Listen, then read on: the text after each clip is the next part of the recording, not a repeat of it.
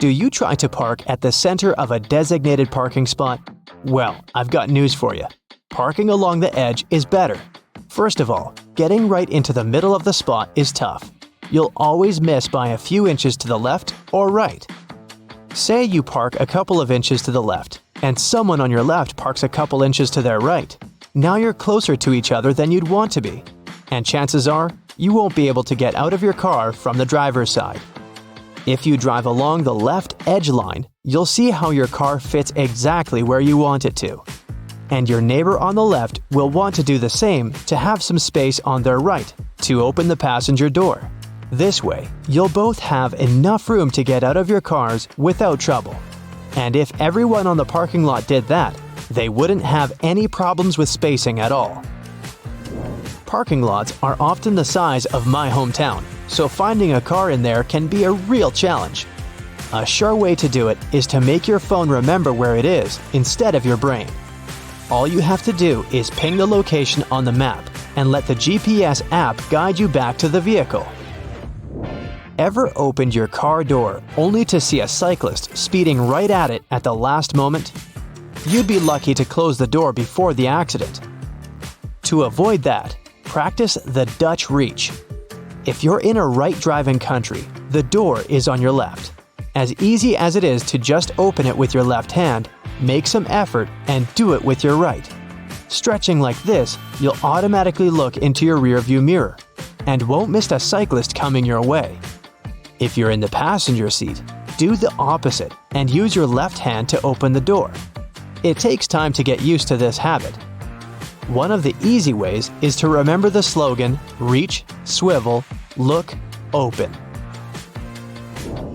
The recirculation button isn't the most popular one, but can actually be super useful when you're stuck in traffic amidst exhaust gas. It recirculates the air inside your car, shutting off the airflow from outside. In the summertime, you can also do it to keep the air inside cool and refreshing. Now this one is more common sense than anything, as most modern car alarms have a built-in system to prevent car theft, effectively locking everything in your car if you use it.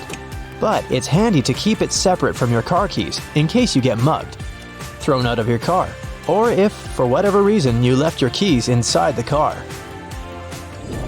You probably keep your phone with you at all times, but when you're driving, it might distract you, so why not put it in the glove compartment to focus on the road ahead?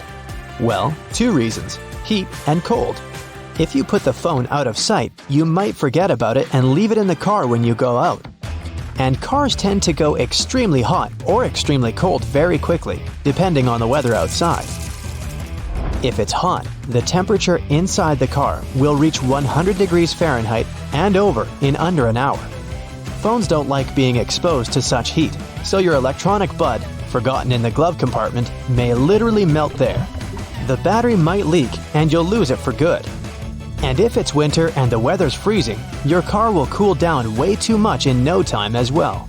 Not hard to guess that your phone won't take that kindly either. After a prolonged period of time in the cold, it might have problems with its display. Its battery life may grow shorter, and it may start shutting off on its own. In the worst-case scenario, the cold might even crack the display. So hey, best take your phone with you on your way out. Everyone knows there are handles above each of the doors in any car.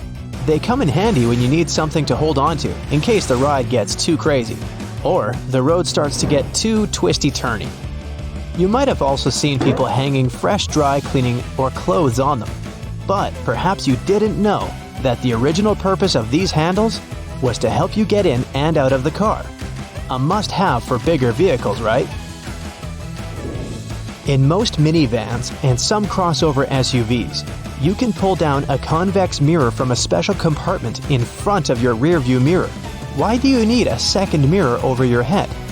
It helps you keep an eye on the kids, pets, or just passengers in the back seats without taking your eyes off the road for a second longer than needed. This tip will be more or less useful depending on the car, but see if you can find any of these storage spaces in your ride. It could be a little pop-out compartment near your rearview mirror that's just perfect for your cell phone or shades. Some cars have a secret hiding spot behind the climate control panel. You can also try checking under the passenger seat or behind the front row if you have a crossover. Chances are there are easy-to-remove bins so that you can drop whatever you want, like your dirty shoes, in there, and take them out and clean them afterwards. Have you ever noticed a little snowflake light up on your dashboard? This is the frost or freeze warning, and it lights up automatically to inform you that the temperature outside has dropped so much that the roads are likely to freeze. When the snowflake is yellow, the temperature is getting close to freezing, probably around 40 degrees Fahrenheit. When it's red, it's at or below freezing 32 degrees Fahrenheit. Don't confuse this snowflake with the winter mode indicator though. It normally also looks like a snowflake or just a W. It turns on and off when you push a button to make your car move in second or third gear. It prevents your tires from spinning and slipping when you're driving on icy roads. If you ever made a mistake of pumping the wrong fuel into your car, or did it out of curiosity for whatever reason, and I mean fueling diesel into a gas-powered car or vice versa, you simply know nothing good comes of it. Diesel-powered cars simply can't use gasoline, and gas-powered ones can't go on diesel. If you fill your tank with the wrong kind of fuel, your car will probably go on for a short while until the right sort is depleted. But when it is, the vehicle will just stop in its tracks. The inner workings of the car won't allow the wrong fuel to get it moving, and worst of all, it might even break your engine. So better use the fuel your car is made for. You probably didn't know it, but prolonged concentration on the road may make your brain tired and snooze with you none the wiser. It's called microsleep. And it could easily become a cause of a crash on a busy road. So when you've been driving for more than 2 hours, best pull over and let yourself outside to stretch your legs and breathe some fresh air for about 10 minutes. This is especially important when driving at night. The darkness and the monotonous hum of the engine might make you sleepy in no time, so do yourself a favor and refresh your brain every now and then. When you're traveling down a highway or a country road, little pebbles might come flying your way. They aren't that dangerous, and you might not even notice the damage. But if you look closely, you can find small scratches on your headlights. If you plan to stay on the road for a long time and rain catches you on the way, your headlights might fog up because of that damage. They need to be repaired. But in the meantime, use a piece of transparent adhesive tape. It will prevent the moisture from getting in through the gap and the headlights from fogging up. You'll probably agree that no one can ignore the terrible screeching of car brakes. Most people get freaked out and rush to a mechanic to have their car fixed. What they don't know is that the most likely cause of these terrible sounds is rust on the brake pads. Luckily, this rust can be easily removed by brushing, scraping, or blasting off.